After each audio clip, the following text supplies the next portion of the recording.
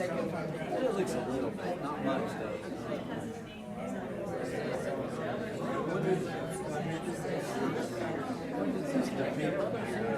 Ladies holding baby.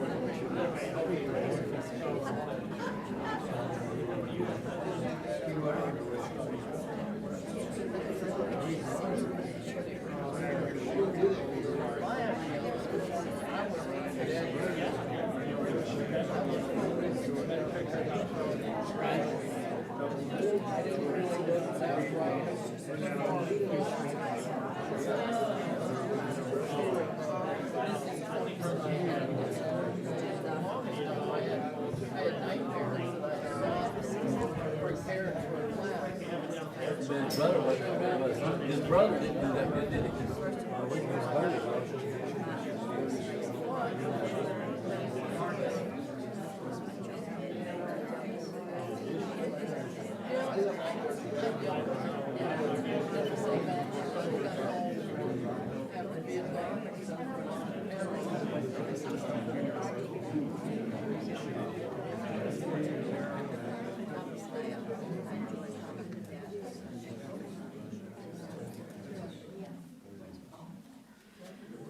Good evening. I'm Melissa Davis, the Director of Library and Archives at the Marshall Foundation here, and I welcome you to our April Legacy Lecture. Have a couple of housekeeping things that we need to take care of. I'm very pleased to thank our sponsors of the Legacy series. You'll notice that there's no charge. Legacy lectures are free for everyone who's attending here, and also we're streaming them to anyone who wants to tune in live around the world. So our sponsors are very important to us. Dominion Energy, Connections Plus of Rockbridge County, Edward Jones, Raymond James, Richard and Carolyn T. Gwathmey Memorial Trust, the Veterans of Foreign Wars post-1499, Ann Carter and Walter Roberts Jr. Foundation, and Cornerstone Bank. And I would like it very much if you would join me in a round of applause for our sponsors who make all of this possible. Our next Legacy Lecture will take place on Thursday, May 22nd, right here at the Marshall Foundation.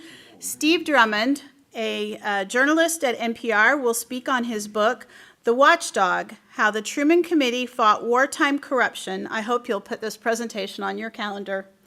And at this time, I will ask you to please, everyone, take out your cell phone and make sure that it's either turned off or the volume is completely down so that we don't have any announcements in the middle of our speaker. Now for our evening's program, which I know you're looking forward to. After a career in investment management, Jill Exchequer served at the U.S. Department of the Treasury as a specialist in credit risk and worked at the Bipartisan Policy Center as a financial policy analyst. She has been a visiting scholar at Stanford University and most recently at the International Churchill Society. She lives in Washington, D.C. Please join me in welcoming our speaker, Jill Exchequer. That's all you need. Hello. I feel as though I have new friends already, and I'm very grateful for that. We'll see if I can,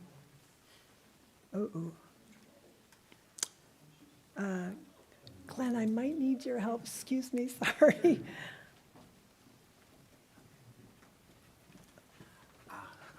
It would help, I think. Sorry. No. Here, try that. Okay, this one. Yeah. Hey. We're in business. Well, thank you very much, Melissa. I was very complimented by the invitation to give this lecture, and I'm delighted to be here with you today. This is the first time I have done a lecture on my book with slides. So this is another new experience with me that I'll be sharing with you. Oops, oh dear, and look what I did already, sorry. Let's see, hold on one second. I have to, oh Glenn, I'm sorry. One more question. Yes, of course. To scroll through here, so this is here. Oh, Sorry. We'll get this right. yeah. We've been juggling laptops all afternoon, folks. Please bear with us. And of course, this doesn't have an extra here. You can use the trackpad. It's not ideal, but there are no other USB ports for the mouse. Okay, so, sorry. Yeah. So I go, do I have to, Here, just like this. See? You click with your thumb. I, And, yeah. this is gonna be a two-handed operation, sorry, folks. All right, so, no. Here. This is the left. And I'm yeah. obviously an Apple user, sorry. Yeah, it's the opposite of what it is on Apple. The to go opposite. down. Yeah, so it's ridiculous. With Apple to go down, you flick the cursor, the wheel up. With Windows, We're gonna be going exactly. round and round, take your Dramamine. Okay, So, okay. yep, like that. Oh, let's just see if, okay, thumb, Yep. Thumb index and- finger, and press. There you go. and which one am I pressing, the You thumb? press your thumb. Yes. Press the thumb, okay. There. Press the thumb, okay. Okay, press the thumb. Okay, Excellent. sorry. Thank you, Glenn.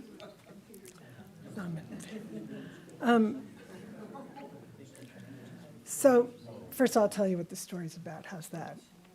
Mellon versus Churchill is the story of two highly ambitious, exceptionally gifted, and passionately patriotic men who found themselves mired in the aftermath of World War I in a set of moral issues that had no precedent nor answers to the questions they raised, which remain largely unresolved today. Above all, what do nations owe to one another in terms of trust, honor, and fairness in an interdependent world? Mellon and Churchill's clash on the matter was rooted in the wartime loans made by the United States to the European allies and the demands made afterward by the allies for reparations from Germany. Oh no, I've just pressed the wrong button. I'm so sorry. I apologize. Okay. Thumb. Oh dear. I apologize. My dexterity here is poor. Oh, yes. You got it. Oh, I am so embarrassed. Okay. Sorry. I don't know that I'll ever get the hang of this. So, while each man believed that the recovery of Europe's economy was the key to peace and prosperity in the world, they approached the goal in very different manners. Mellon was reticent and reserved, let facts and figures make the case, and operated by choice behind the scenes. None of those attributes were ever associated with Churchill. He thrived in the public eye and could change hearts and minds in a speech or on paper. On the question of debt, Mellon believed you honored your debts, full stop. Churchill was more creative on the point. It was something like the difference between math and poetry. So to understand the epic battle of wills over wartime indebtedness, we need to start with how and why the debts were first incurred. This is how many of us think of World War I, stalemated warfare on the Western Front. But by 1916, after 2 years of fighting, Germany was actually winning the war, not in the trenches, but on the high seas. Britain depended on 4/5 of its food supply, a dependence Germany realized it could exploit to its advantage. Using its fleet of submarines, Germany began attacking merchant ships carrying food and munitions to Britain. The strategy transformed the conflict from a military offensive into an economic war and brought Britain and the Allies to the verge of defeat by early 1917.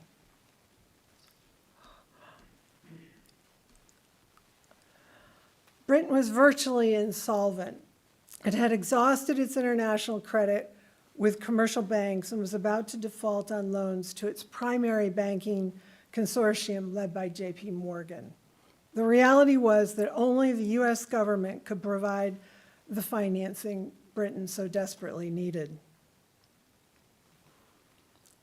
The United States, under President Woodrow Wilson, had doggedly maintained a position of neutrality during the first 2 years of the war. Wilson had been reluctant to involve the U.S. in the war and had been reelected in 1916 on the slogan, "He kept us out of war." 5 months later, on April 2nd, 1917, he asked Congress to declare war on Germany and to extend the most liberal financial credits to the Allies. His change of heart was due in large part to his realization that the United States was in an exceptionally strong financial position. It had reached the tipping point where it could lend more to other countries than it needed to borrow to carry out its business. It had become a creditor nation for the first time in its history. 20 days later, a British delegation arrived in Washington to borrow $200 million. It was the largest financial transaction ever executed by the US government. This is a photo of the British ambassador signing the loan document, promising to repay the money with interest as Treasury William McAdoo looks on. This marked the beginning of the war debts, the repayment of which Andrew Mellon and Winston Churchill would come to debate fiercely. To raise the money to loan to the Allies, the U.S. Department of the Treasury mounted a campaign to borrow from the American people rather than through taxation. This was the famous Liberty Bond campaign. It was an unprecedented mobilization of patriotism. Most Americans had never even owned a security before.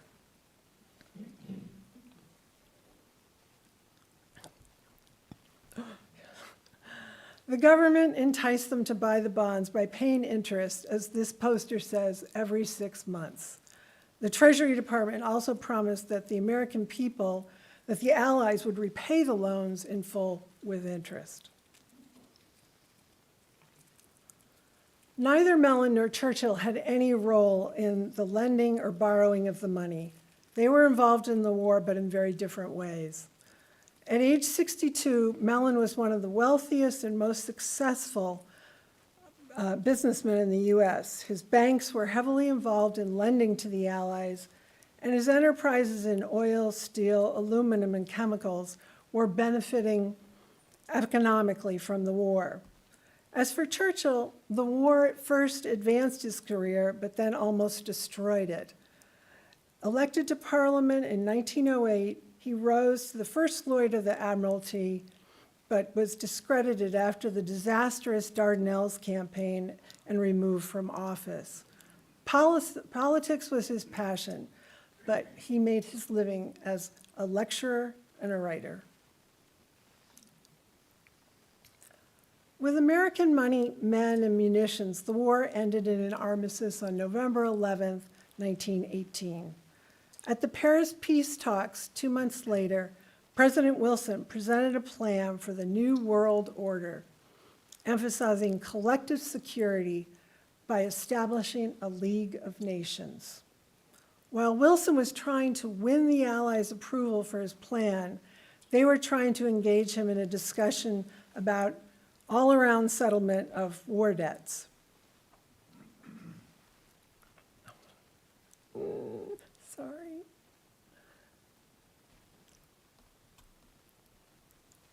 I'm sorry.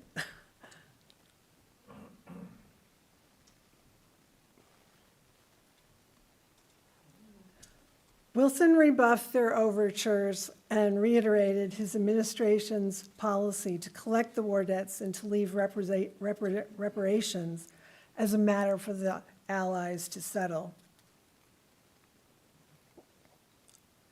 One of Wilson's big mistakes was not bringing any member of Congress with him to the Paris negotiations.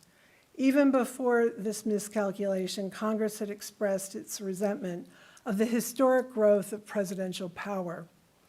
Some members in the Senate, most notably Philander Knox, Mellon's corporate lawyer and personal friend, felt that the treaty and the League of Nations threatened the sovereign power of the U.S. and violated the U.S. Constitution. Opposition to the treaty grew as a coast-to-coast publicity campaign, secretly bankrolled in part by Mellon, swept the country. In response, Wilson mounted a campaign of his own, determined that he could win support for the American people for his vision of the League of Nations. Tragically, he collapsed from exhaustion while campaigning and was severely incapacitated.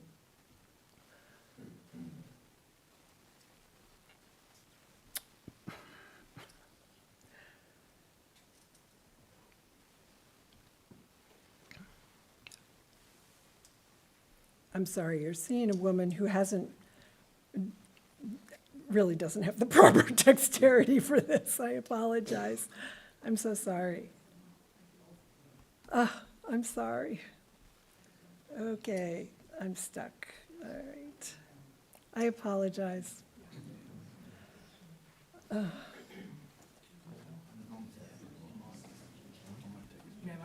I can get your mouse plugged in for you if you prefer that. If I could use that, Oh, Roland, absolutely. that would be Absolutely. really nice. Sure. I'm so No problem. sorry. I just don't have the Just gonna dexterity briefly. required. No problem.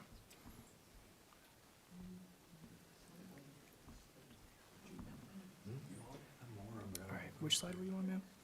So we were, I believe we're here. We're right there. Okay. So I'm going to unplug this.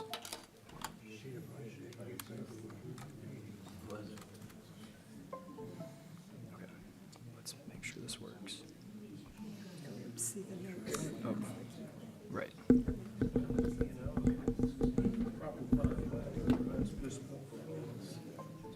Let's make sure this pops up. There we go. Oh, thank you so much. No problem. Thank you. Oh. Oh dear. Oh no. Oh no. Okay. All right, here we go. So I just told you that poor President Wilson, during his campaign, had tragically collapsed. The Senate would vote against the treaty, the treaty in the League of Nations, not just once, but twice. Uh-oh, Sorry, now I can't change the slide.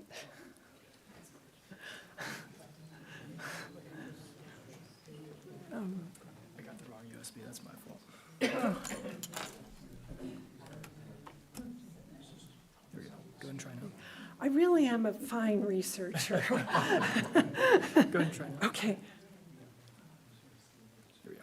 Okay. You want to- What's your name? I'm sorry. Evan. Thank you, Evan. I feel much better already. So, news that the U.S. had rejected the treaty and would not join the League of Nations shocked the Allies. Like many, Churchill believed that the U.S. had betrayed the world, and he stepped forward as the harshest critic of U.S. foreign policy. Despite his position in the Lloyd George cabinet, he published an essay which asked the question on many minds in Europe, will America fail us? He argued that the U.S. had a binding obligation to Europe in the aftermath of war. He said the whole shape and character of the peace settlement was determined by American influence. He pointed to the promises made by President Wilson, quote, his stately ideals expressed in language which appealed to every heart. And Churchill urged America not to, quote, squander irretrievably the whole victory gained. The election of 1920 became a referendum on Wilson's League of Nations. The Republican candidate, Warren Harding, ran on the promise of a return to normalcy.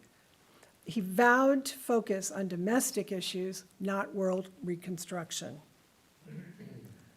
Europe needed reconstruction, but in America, inflation increased, unemployment soared, the recession deepened, and the national debt swelled. Wilson had promised the American people that post-war peace would bring greater opportunity and prosperity. Once the wartime economy ended, though, they encountered a very different reality. People were disillusioned by the financial hardship brought about by Wilson's internationalism, and Americans had had enough. They now regarded the Great War as Europe's war. Harding promised to put America first. He won in a landslide. Britain and the Allies would now be facing and dealing with a new cast of characters. Andrew Mellon was virtually unknown outside of Pittsburgh when he came to Washington at the age of 65 to accept the appointment as Treasury Secretary. Washington did not know what to make of him. Observers were usually underwhelmed by their first impression of Mellon. They noted that he disliked public speaking, avoided publicity, shunned the spotlight. Some commented that he looked frightened or scared to death when attention focused on him in public. All agreed, though, that this reserved and reticent man was polite to the point of timidity. Why, they wondered, though, had he taken the job? Mellon knew the work would not be easy. In fact, many people believed it was an impossible job. The indebtedness of 13 nations to the U.S. represented almost half of the national debt, which, when Mellon took office, stood at $24 billion, more than four times pre-war levels. Even more challenging, the Allies did not have the means to repay even a cent to the United States. That reality had forced the Wilson administration to issue a moratorium on the repayment of wartime indebtedness. At one of the first meetings of the Harding cabinet, it voted to continue the policies of the Wilson administration on war debts and reparations. They voted to collect war debts, and they found Germany morally bound to make reparations. But they left the resolution of reparations to the Allies. Both votes were unanimous. Mellon promptly sought sole authority to settle war debts from Congress.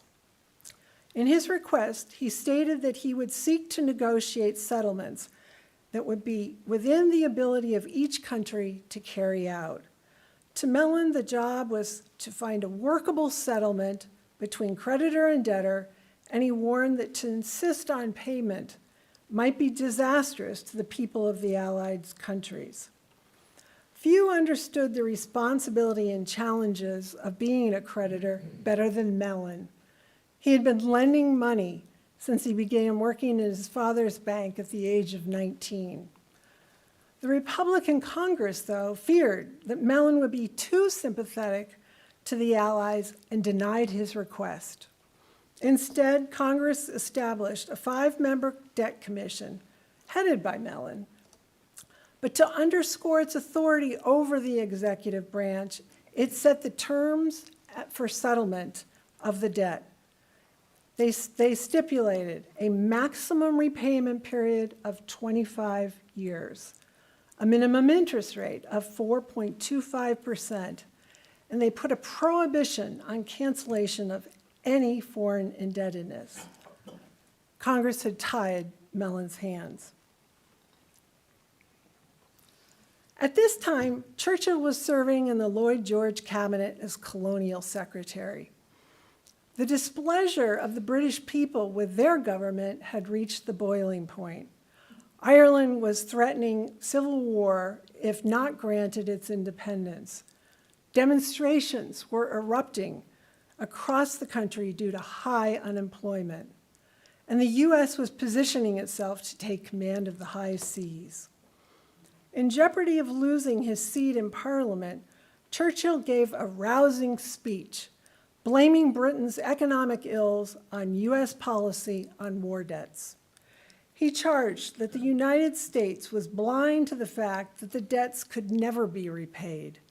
He railed against these monstrous debts, as he called them, that had been scored up by one great country against another.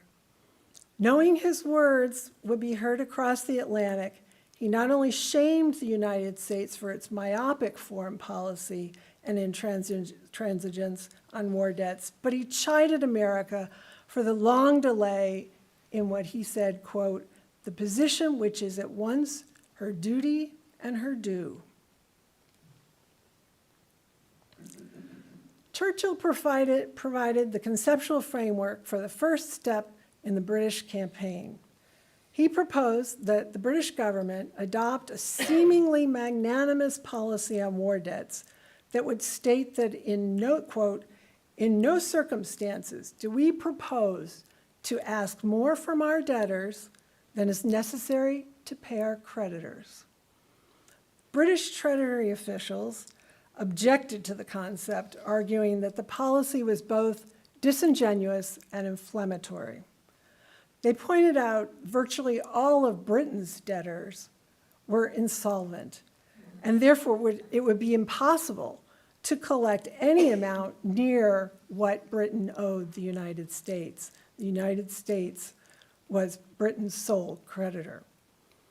They worried that the language, well, cleverly drafted by Arthur Balfour, might be so offensive to American policymakers by casting the United States as a greedy creditor that the U.S. might demand immediate repayment at the terms set in the loan agreements. Churchill assured the cabinet that the language of the note would not be resented. He said, well, after the first irritation had passed. He doubted that the United States would, and I quote, put the pincers in the fire and begin to tease and torture us. Andrew Bonar Law, I'm sorry, I missed something. I wanted to say one more thing. Hold on. So Churchill, he had great sway with the Congress. And so Stanley Baldwin, a cabinet member, put the message into succinct terms. This is one of my favorite quotes. We will pay you if we must, but you will be cads if you ask us to do so.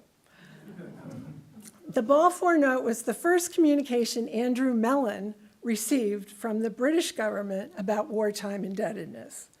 He did not make a public comment.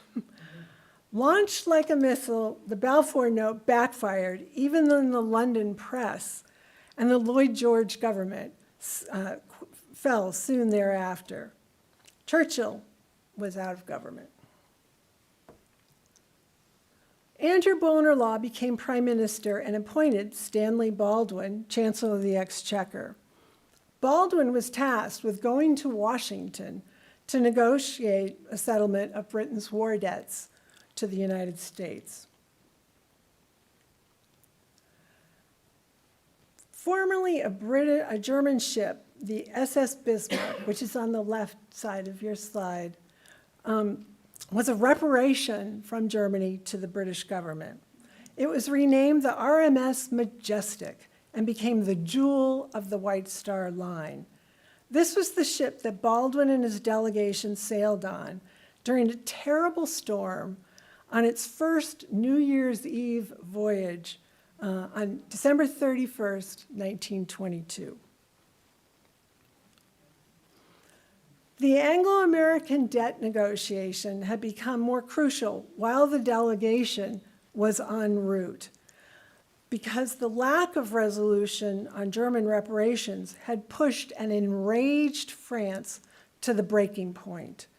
Troops from France and Belgium would soon seize control of the coal-rich industrial area of the Ruhr and threaten a return to war.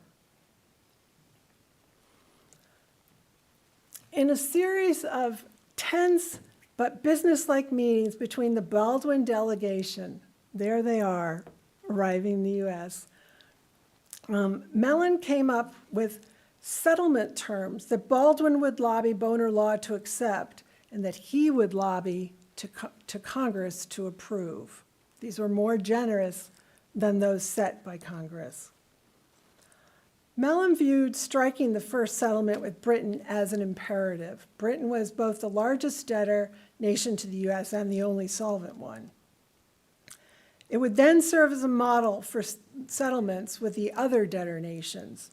The terms proposed in the Mellon-Baldwin Agreement were more generous than those prescribed by Congress, and they would effectively cancel 20% of Britain's indebtedness to the US. After much hand-wringing, both governments approved it. Excuse me.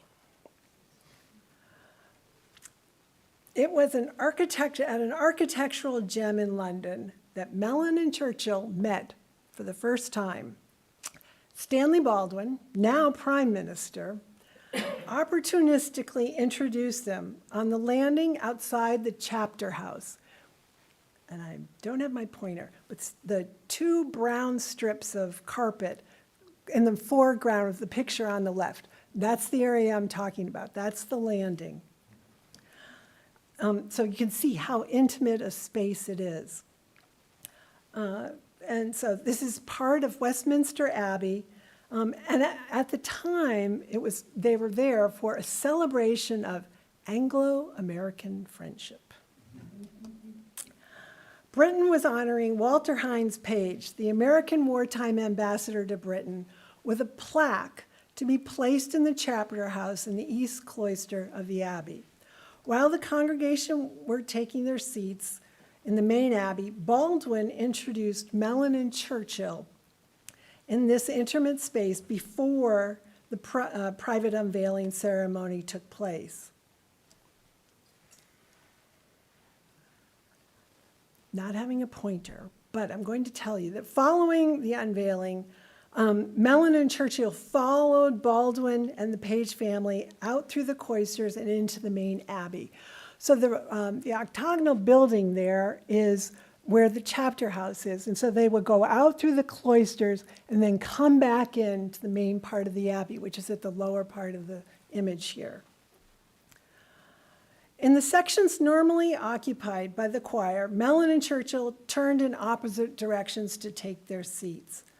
Mellon sat facing Churchill. He could observe that Churchill looked like he belonged alongside the elite club of current and former prime ministers he was sitting with. Churchill could see Mellon, who hardly fit the picture of a man with the world's economy in his pocket. Britain had stood atop the pinnacle of financial power for centuries. Now it belonged to the American looking back at him. There was no indication of any friendly inclinations between them. While Mellon was still in Europe, President Harding died suddenly. His vice president, Calvin Coolidge, became president and kept Harding's cabinet in place. Coolidge and the cabinet soon realized that until the issue of reparations was resolved, Europe would not be able to recover and the Allies would not be able to repay their debts to the United States. Coolidge asked Charles Dawes. Does anyone here know that name? He was a friend of George Marshall's. They served in the First World War together.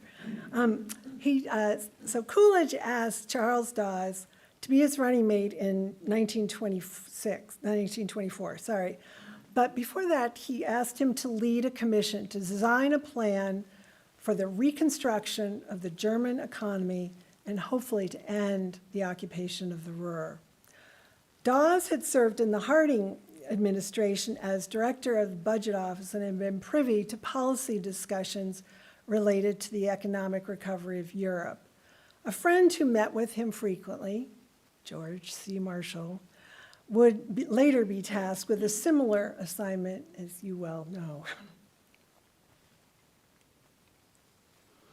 The Dawes plan was designed to be temporary and funded by U.S. money. Mellon championed it to the Allies while vacationing in Europe. The Coolidge administration had high hopes that it would revitalize the European economy and bring prosperity to the continent. When Stanley Baldwin was elected prime minister for the second time, he surprised everyone by appointing Churchill Chancellor of the Exchequer. Mellon and Churchill now had held comparable positions in their respective treasuries and found themselves as rival debt collectors to France, Belgium, Italy, and the other allies. Churchill wasted no time in bringing back his "collect if you will, America, but shame on you" policy, as Baldwin had once summarized it.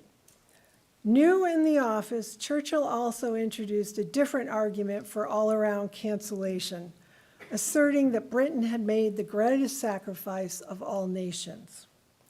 He also reiterated the inflammatory charge that the U.S. had required Britain to guarantee the loans which the U.S. made to the other allies, which one of Churchill's predecessors had disclaimed long before.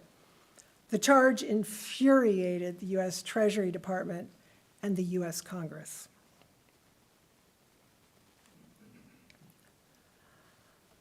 Congress held the position that war debts should be paid in full with interest. Churchill and the Allies took the position that they should all be canceled. Mellon believed that each nation's capacity to pay should be factored into each settlement. In trying to appease both the cancellationists and hardliners, Mellon made a rare speech and attempted to take a middle road. To those lobbying for cancellation, he argued that the U.S., quote, believed not in charity but help, and our financial policies towards Europe are backed not by sentiment but sense.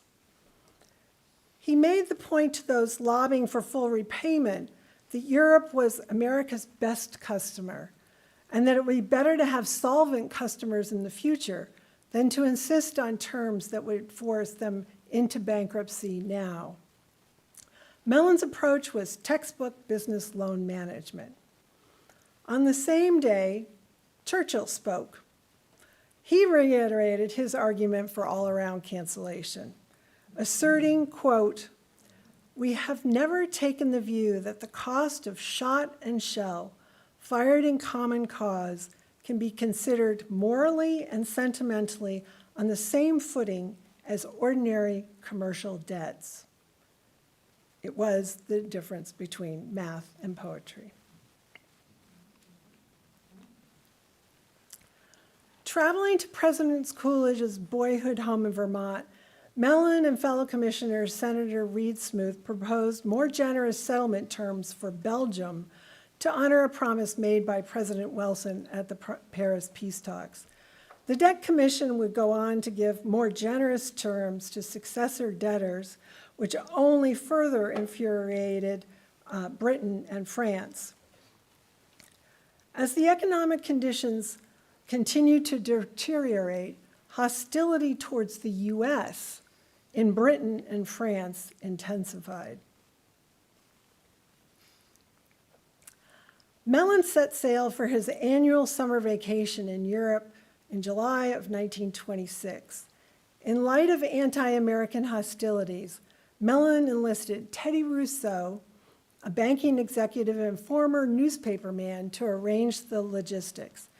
He also came in handy in dealing with the press. Tensions were high all across Europe as newspapers reported that bankers were meeting secretly in various resorts. Many hoped to persuade Mellon to advocate for a change in U.S. policy in war debts.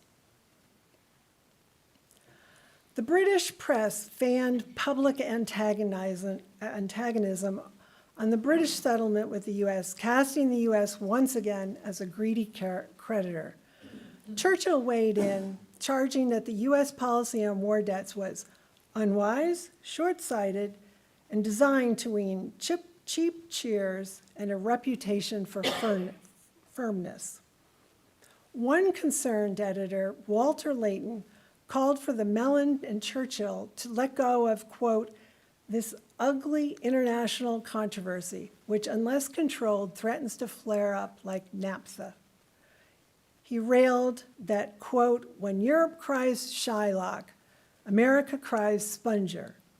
If American credits are wanted, there must be civility as well as stability." He was one of the many urging Mellon and Churchill to talk privately as statesmen. Mellon, though, had become the face of Europe's hostility towards the U.S. on war debt policy. With French veterans marching in the streets and American tourists being harassed in cafes, American officials feared for Mellon's safety as he traveled across Europe in these fraught times. The war of words between Mellon and Churchill was front-page news on both sides of the Atlantic. It had reached fever pitch as Mellon traveled hundreds of miles through Italy and France. Mellon held court for a week at the Hotel Royal in Evian, meeting with American, British, and French government officials in relative privacy, thanks to the talents of Teddy Rousseau. Baldwin, meanwhile, was staying in a nearby spa, and his right hand, a former Chancellor of the Exchequer, Robert Horne, would regularly drive to Evian to meet with Mellon. The Mellon-Churchill controversy had only intensified since Mellon arrived in Europe and paid diplomatic courtesy calls and visited museums in Italy and France. His last stop would be London, where one of his likely meetings would be with Churchill one way or another.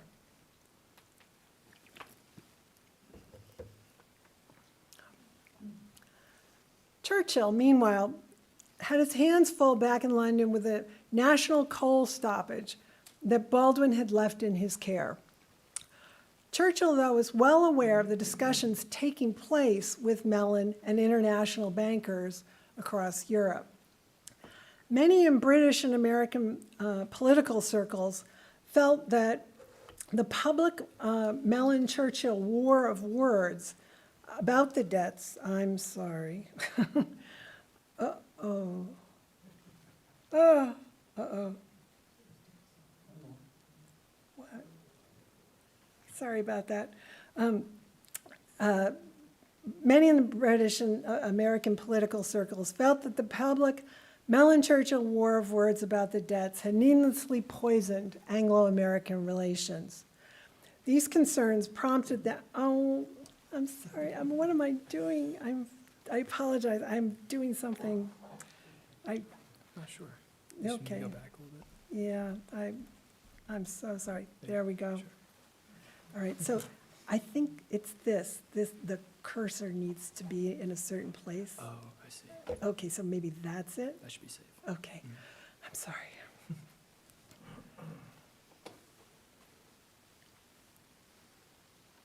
Okay, so I was saying that they were very concerned about Anglo-American relations, so much so that these government officials decided they needed to take action. They organized an elegant truth-to-power intervention. Held in a private room at the Ritz Hotel in Piccadilly, the dinner required a table for 12. The group, in evening dress, proposed toasts and returned them. The three Americans were Mellon, the governor of the New York Federal Reserve Bank, and a J.P. Morgan banker. Churchill had consented to serve as host as protocol required. Also at the table, the governor of the Bank of England, the British delegate to the Reparations Commission, and British officials from the Cabinet and Treasury. Walter Layton, the editor of The Economist, who had publicly called for Mellon and Churchill to end their battle, was also there. No one tried to publicize the dinner, and not one of the guests spoke publicly about it afterwards. As a result, all mentions of it are brief. Everyone understood that neither Churchill nor Mellon had any authority to change the public reality of the Mellon-Baldwin settlement, no matter what was said. The only outcome to be realized by the dinner would be an agreement to put an end to the inflammatory rhetoric of Shylock and Sponger, and to set an example of statesmanship for their respective treasuries to follow. The Dawes Plan turned out to be a circular scheme, with the United States loaning money to Germany, which used it to pay reparations to the Allies, who then in turn used it to repay debts to the United States. The realization that had become totally dependent on US loans further worried bankers and government officials. It was Herbert Hoover who succeeded Coolidge and governed as US financial policy's founder after the onset of the Depression, as it became evident that Germany could not continue to make reparation payments. It followed that the Allies would not be able to make war debt payments. Hoover had no option but to issue a moratorium on their repayment. On July 12, 1932, Mellon and Churchill were both in attendance at a session in the House of Commons to debate the Allies' proposal to cancel German reparations. The proposal was dependent, though, on the United States canceling war debts. The Hoover administration refused to do so. Later that evening, Mellon and Churchill met for the last time, ironically, at another event celebrating Anglo-American friendship. Their look says it all. Debt had taken its toll. It had prevented two great men from finding common ground to answer the question of what nations owe to one another. Thank you. And my apologies.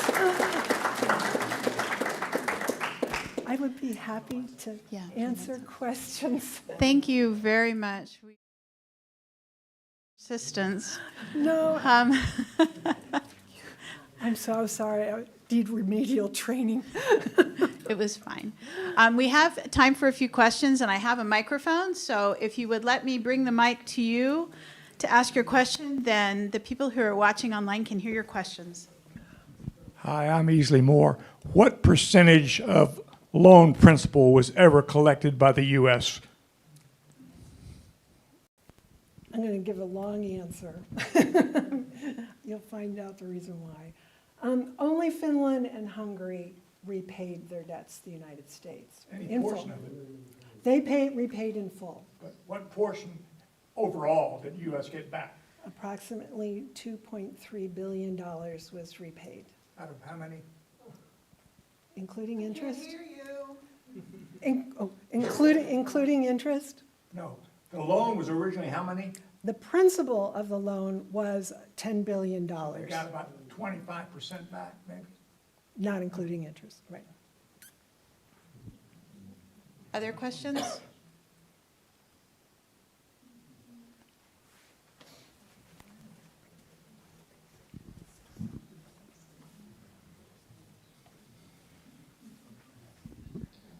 I know my question regarding repaying debt goes back almost a couple centuries, but do you know whether Churchill or anyone brought up, I believe the United States did not repay France its debt from the support given by the French during the American Revolution? I'm sorry, I'm not sure I understand your question. I'm just curious, and I may be wrong in to what extent, the debt that the United States owed France after the American Revolution. I'm sorry. If I remember correctly, that was never paid back. Correct. Churchill did not raise that question, but it actually was raised in the US Congress. And this was at the time when they were trying to determine, they were battling back and forth what the terms that they were going to set should be. And there was a discussion, I believe only one, but there was one senator, I believe, who raised the question of whether or not France should be thought of differently because of what it had done for the United States. So there was one, Churchill, I believe, never brought that up, but I know that there was one discussion about it in the US Congress. Thank you.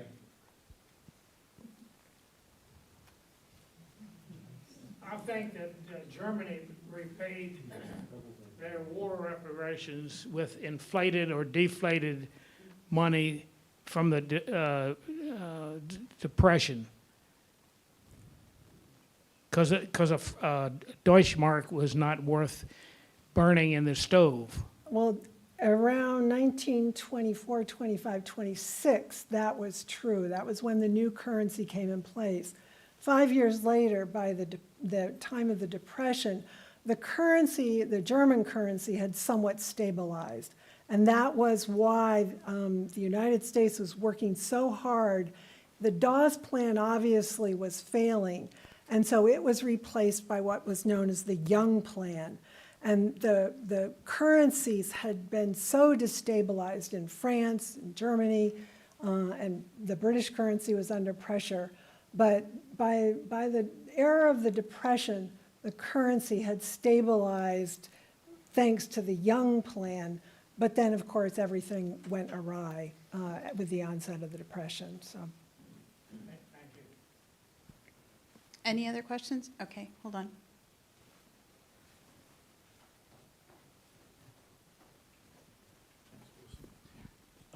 Did the antagonism that had developed between the new nations play any role in America's development of Smoot-Hawley and tariffs in the late 1920s? Smoot-Hawley was, of course, 1931. It was a tariff that I don't understand at all why it came to be, why it was put in place. But the truth of the matter was that the tariffs that were put in place in 1921, the Ford, I've forgotten the second name, but those tariffs made it virtually impossible for the Allies to repay their debts. So to add the Smoot-Hawley tariffs on top of it, which were even higher, you know, it just, I don't know what they were trying to affect, but it certainly was counterproductive. I think that's a nice way to say it. Any other questions? No? Okay. Thank you very much. We certainly appreciate your talk.